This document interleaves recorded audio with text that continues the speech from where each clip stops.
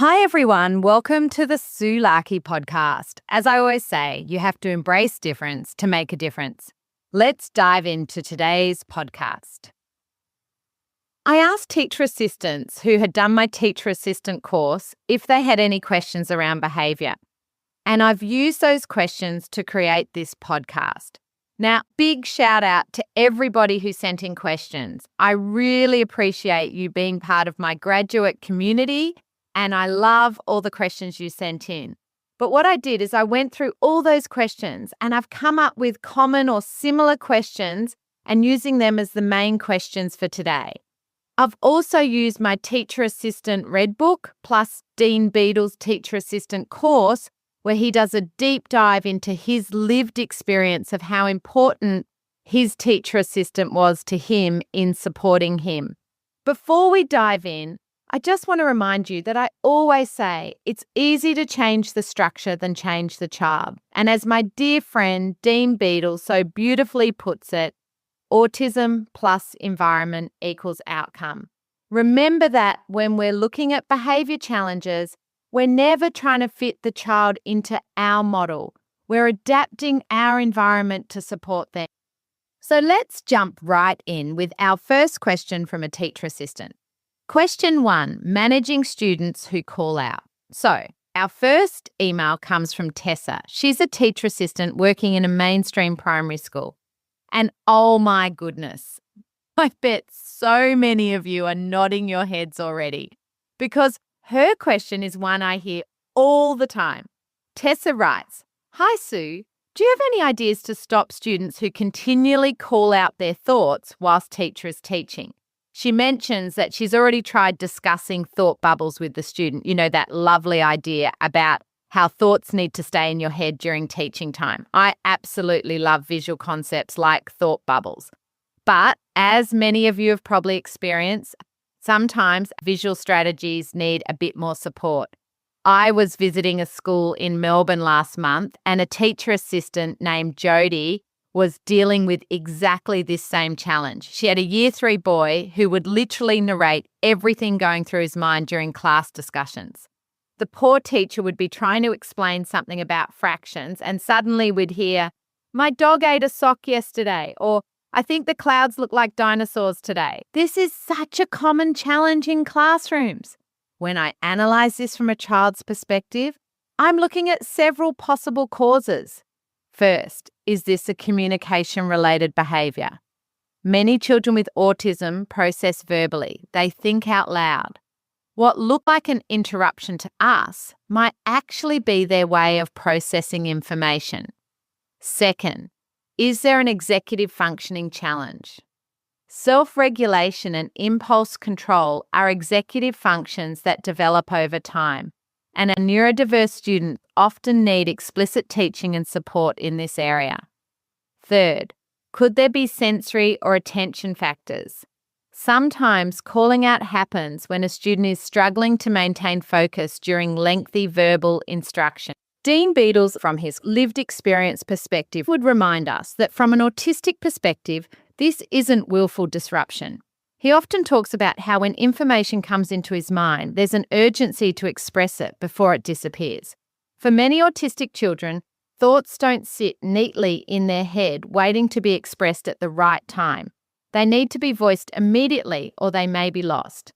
Dean would also point out that we need to consider whether our expectations around listening behaviour are neurotypical norms that don't align with how neurodiverse students actually process information. Some students may appear distracted, but they are actually absorbing everything, while others may look perfectly attentive but aren't processing the information.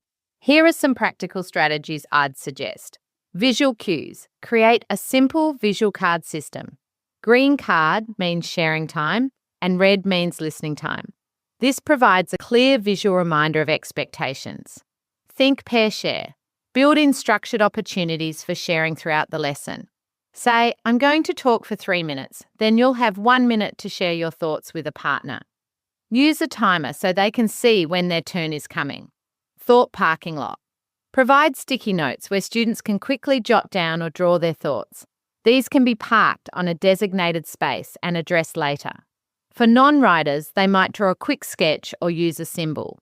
Fidget tools. Sometimes providing appropriate sensory input helps reduce verbal output. Try offering a squeeze ball or another quiet fidget.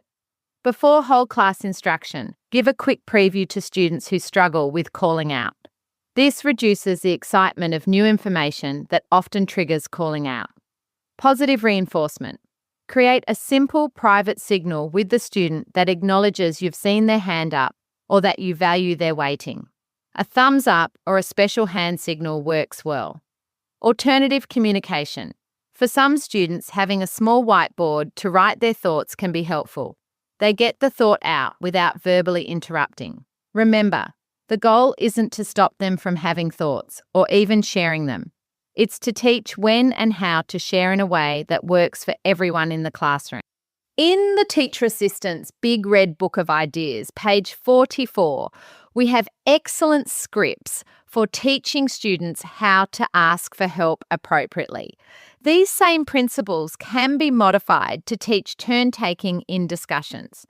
Dean Beadle's Behaviour course also addresses this, particularly when he talks about executive functioning challenges and how the autistic brain processes information differently. Here are some questions to consider. 1. When does the calling out most frequently occur? Is it during specific subjects or times of day? 2. Does the student have a way to know when it will be their turn to speak? 3. Have you explicitly taught the social rules around group discussions? 4.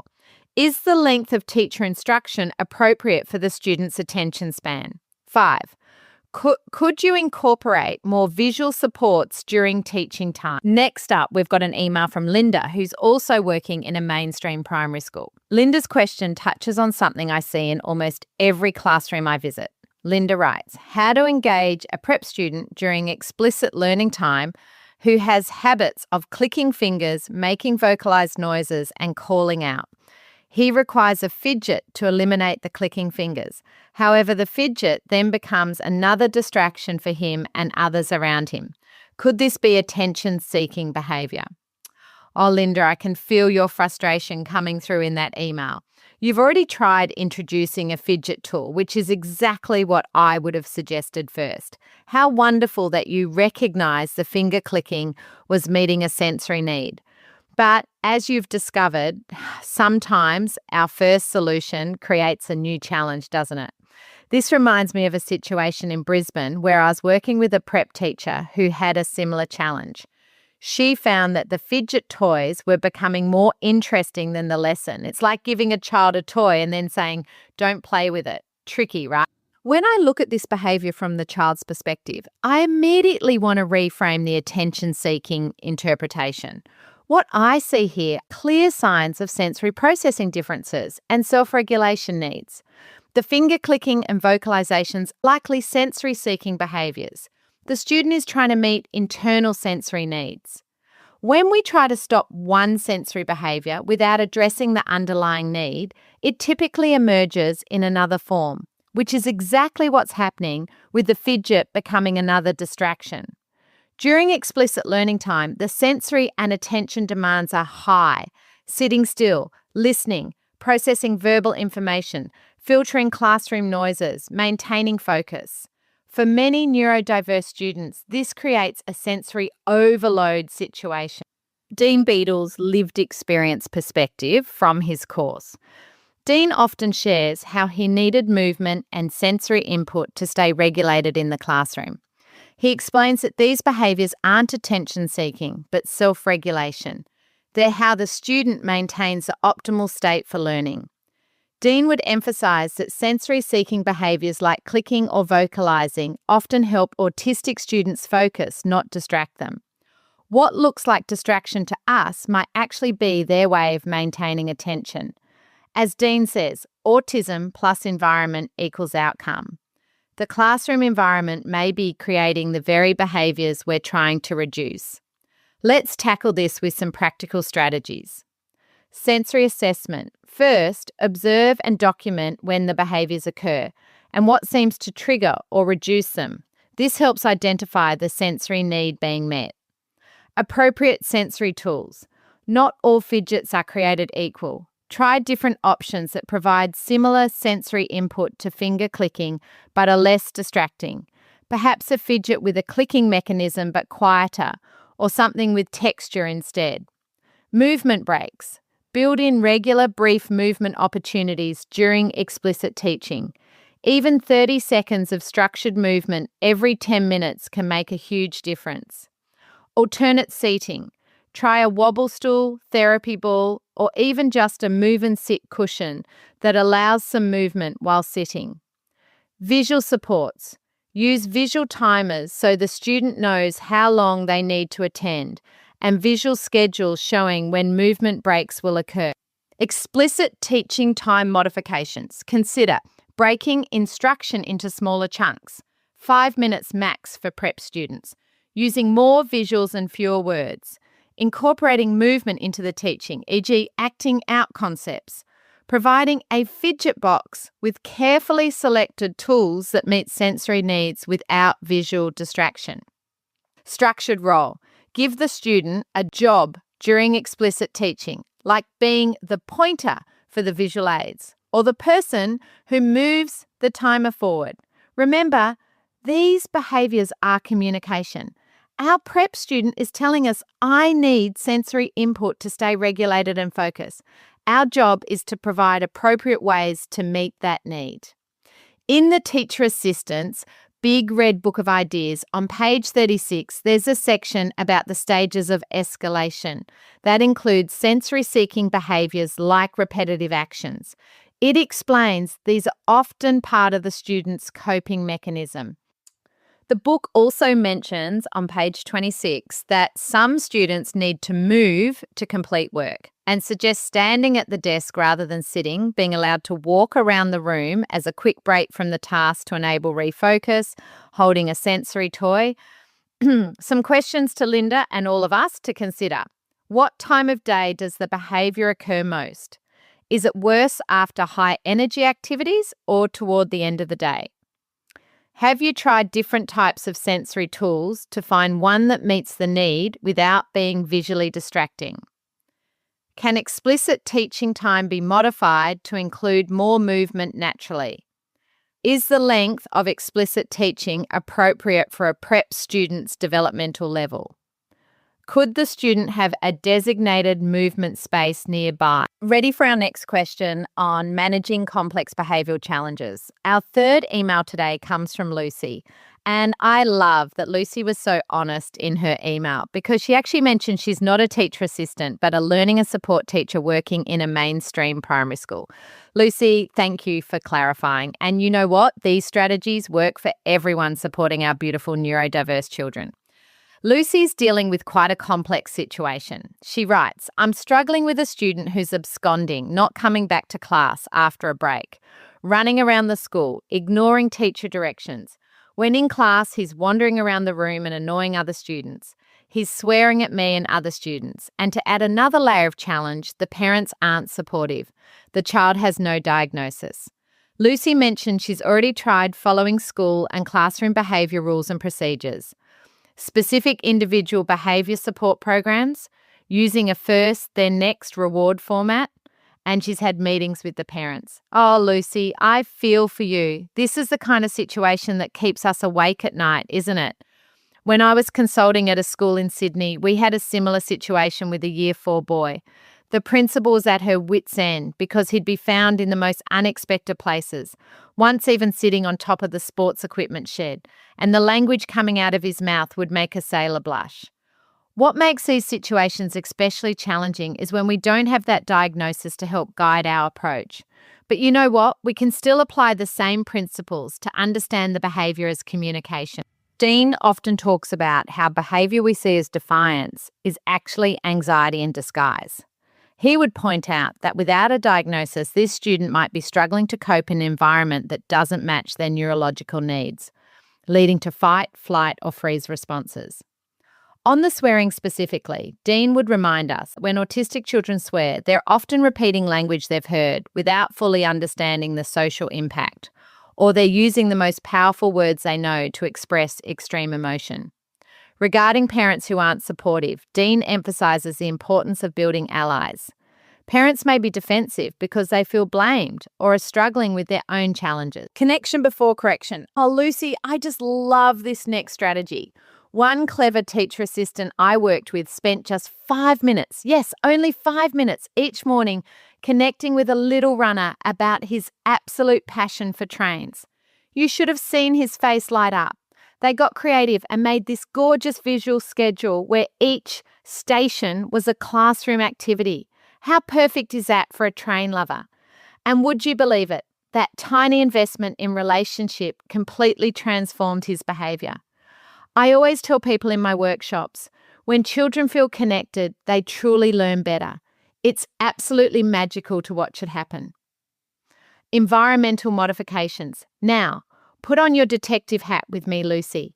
Sometimes we need to be proper sensory sleuths. One teacher in our workshop had this absolute light bulb moment when she discovered her runner was absconding because, can you believe it, he literally couldn't see the green marker on the whiteboard. It was completely invisible to him. When she switched to black markers only, poof, the running behaviour vanished. I always say, behaviour is a second language. It's desperately trying to tell you something important about their environment. Most importantly, Lucy, leaning in with eyes wide, our research found something that shocked even me. Most behaviour happens during transition because that's when we adults get loud. And here's the critical part. Stop using visuals. Keep those gorgeous visuals going, especially during transitions. Be their human GPS when they're lost, and give them something wonderful to hold on to, both literally and figuratively. Lucy, you're definitely not alone with this challenge. Instead of that overwhelming list that might make your head spin, let's focus on just the core approaches that have worked brilliantly for other teachers. Environmental assessment. You know what, Lucy? One teacher I worked with was absolutely baffled by a little boy who ran away every single day at 2:30. It was like clockwork. By mapping when it happened, being a proper detective about it, she discovered something fascinating. It was always during that transition from quiet reading to math, when the classroom suddenly erupted with noise. The light bulb moment? It wasn't defiance at all. It was sensory overload during that specific transition. Once she understood that pattern, everything changed. In my workshops, I just love sharing the story of Victoria. This little sweetie struggled terribly with transitions from the sandpit. You know what made all the difference? We gave her this simple transition object with a Velcro visual showing exactly where she was going next. As I always tell teachers, this is like her glasses. It helps her regulate. Without something in her hands during transition, listen to this, Lucy, she'd replace that with body behaviour. You know, wandering off, putting things in her mouth, making those repetitive noises. But with that visual card, she could see exactly where she was going. And would you believe it? The running completely stopped. Our big red book has this wonderful example of a little boy who was taught to use a visual help card instead of, what do you think he was doing before? Hiding under his desk. His card had these beautiful pictures of him raising his hand with the words, "I need a break, please," and showed exactly where he could go to calm down. Remember, as I always say to everyone, recognizing the need for help is not an easy concept for these beautiful kids. They need that explicit, crystal clear teaching on how to ask for breaks appropriately. It's absolutely magical when they master this skill. Oh, I've got to tell you about our teacher assistant's big red book of ideas. Have you seen it, Lucy? There's this absolutely brilliant section on page 29 called 10 Essential Strategies for Positive Behaviour Support that addresses so many of these challenges you're facing. One of my favourite tips it shares, and I catch myself needing this reminder too, is to avoid telling the student what not to do. Because honestly, what happens when we say don't run? They only hear run. Instead, phrase everything positively. For that swearing issue you mentioned, would you believe we have an entire section dedicated to this on page 49? It's called Swearing and Bad Language and has these gorgeous strategies, including my absolute favourite approach of helping students truly understand the impact their words have on others.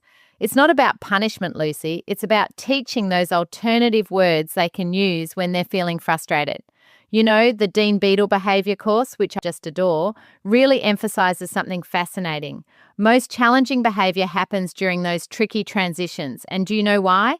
It's when beautiful students suddenly need to use all those problem-solving skills and executive functioning, which can be so difficult for them. And what do we adults tend to do? We switch to more verbal information instead of visual supports, exactly when they need visuals the most. Some questions for you to ponder, Lucy. Have you created a safe, designated space where your little one can go when feeling overwhelmed? Something cozy with maybe some sensory tools they love.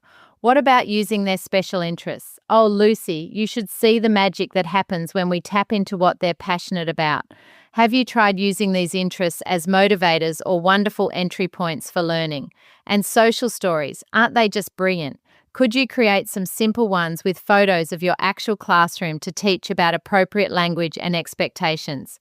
The personalisation makes all the difference in the world. And our final email today comes from Jill, who's working in a mainstream primary school with a student who's really struggling.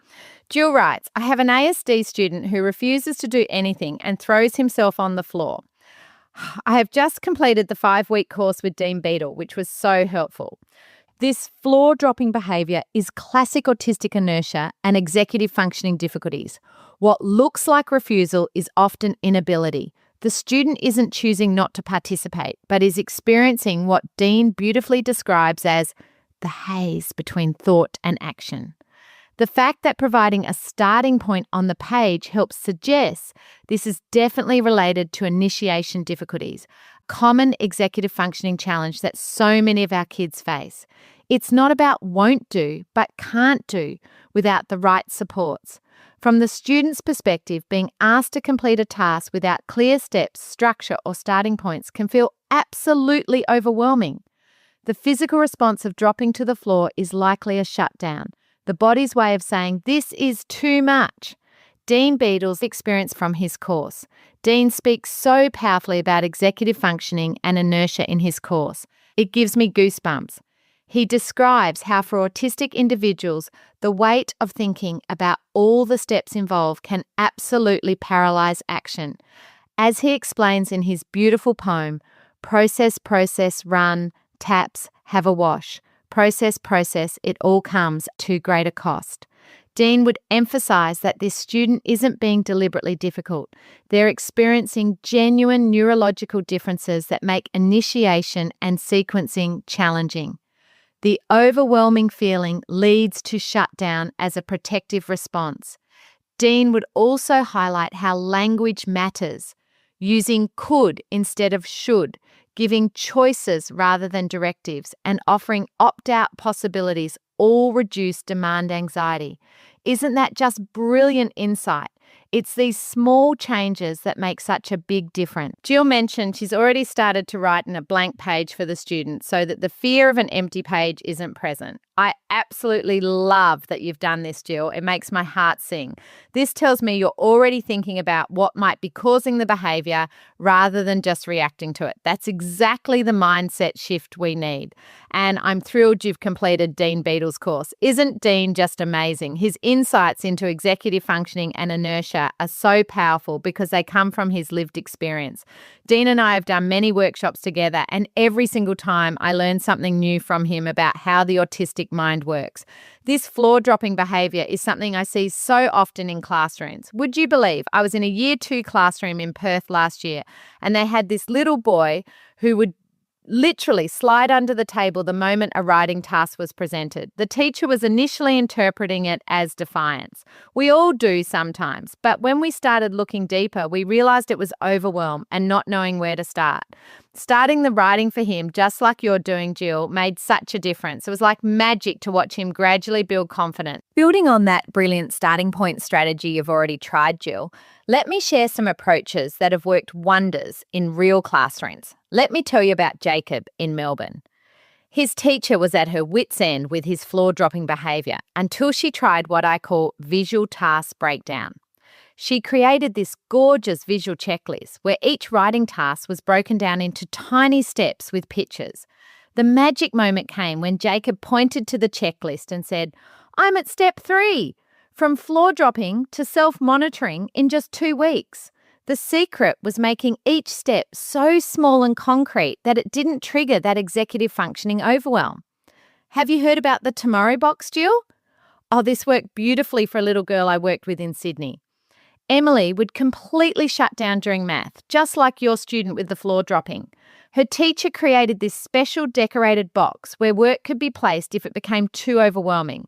But here's the clever part. It wasn't about avoiding the work completely. The agreement was that tomorrow we'd try again, maybe just with one problem. It acknowledged her genuine difficulties while building that all-important trust relationship. Within a month, Emily rarely needed the tomorrow box because she knew there was an out if things got too much. My favourite success story comes from Perth, where I met Sam, who sounds just like your student. His floor dropping was so extreme he'd slide completely under the desk at the mere sight of a worksheet. His brilliant teacher tried what we call motivation mapping approach. She discovered Sam was absolutely obsessed with trains. Completely fascinated. So what did she do? She redesigned his writing task so he was creating a train manual with each page featuring a different train. The transformation was remarkable. Sam went from refusing to even sit at his desk to asking if he could take his train manual home to work on. Sometimes it's not about changing the task, but finding that perfect motivation bridge. Jill, what these stories all share is the understanding that floor dropping is never about defiance. It's the physical manifestation of that executive functioning shutdown that Dean explains so beautifully in his course.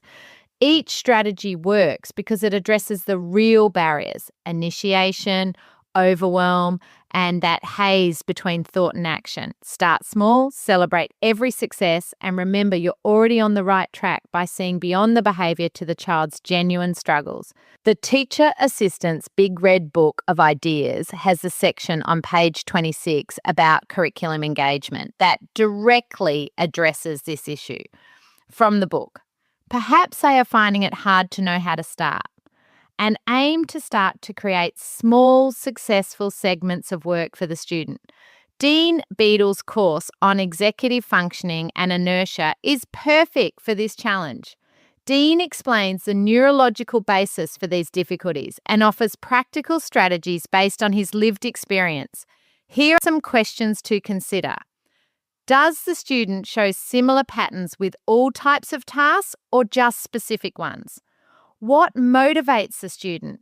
Could these special interests be incorporated into learning tasks? Have you tried using a visual timer to show just 5 minutes of work time? Is there a peer who might work collaboratively with the student to help with initiation? Have you created a visual success ladder showing progress in small steps? This can be absolutely transformative. Thank you so much for joining me for today's podcast. I hope these strategies help you support your students more effectively. Remember, behaviour is communication, and our job is to be detectives, figuring out what our students are trying to tell us and then providing the right supports. I want to acknowledge all the teacher assistants out there doing such important work. You are often the ones who build the most significant relationships with our neurodiverse students, and your role is absolutely crucial. As Dean Beadle so beautifully reminds us, our autistic students are already the most resilient people in the room. They navigate a world that often doesn't understand them with incredible courage. Our job isn't to make them more resilient. It's to create environments where they don't need to be quite so resilient just to get through the day. So, if you are interested in learning more after today, I highly recommend you do look at my Teacher Assistant Red and Blue books, which I wrote with Anna Tallemans. I've also got a course with Anna Talleman just on behaviour, which I think is invaluable because more and more teacher assistants are working with students around behaviour. Or also this week, the Teacher Assistant Anna's course and the Dean Beadle's course for my podcast listeners will be on sale. But you'll need to go to this podcast episode on my blog or website to see those courses on sale, especially for my podcast class community. If you found this podcast helpful, please share it with others who might benefit. And remember, sometimes strategies wear out, just like clothes in our wardrobe that we stop wearing. If something used to work and doesn't anymore, it might be time to put it away for a while and try something different, or to bring back an old strategy that worked in the past. Thank you for embracing difference to make a difference. Until next time. I hope you've got some great tips and strategies from this podcast. If you enjoy learning with me, I highly recommend you think about doing a course this year. Not only do I have courses by me, I have them with people with a lived experience, Temple Grandin, Dean Beadle, or other educators like Laura Kirby on PDA. I have a wealth of courses that'll make a difference to you. So make sure you check out all my online courses, because you can learn online, anywhere, anytime, in a place that suits you, at a speed that suits you. So check out all the online courses that are available to make a difference to you and the children you know.